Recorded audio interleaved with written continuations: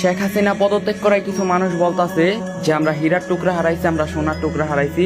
Even অনেকে post করতেছে যে বাঙালি এক সময় বুঝবে উনি আমাদের জন্য কি করে নাই, উনি আমাদের কত উন্নয়ন করছে।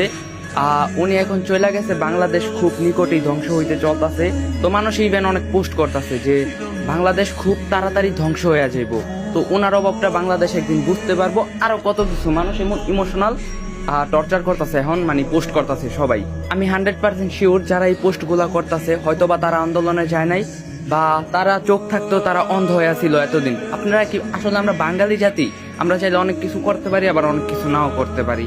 আপনারা কি ভাই অতীতের কথা ভুলে গেলেন? সাইদি হুজুরকে জেলে ঢুকাইছিল, মামুনুল হকের মতো একজন হুজুরকে বিনা অপরাধে জেলে ঢুকাইছিল, মিজানুর রহমান আজহারিরে বাংলাদেশে আসাই নিষেধ করে দিছিল, আরো কত মায়ের বুক খালি করলো, এত জুলুম করলো। এগুলা কি আপনারা ভুলে যাইতেছেন? ভাই পানির মতো বন্যা হইছে, রাস্তায় রক্তের বন্যা হইছে।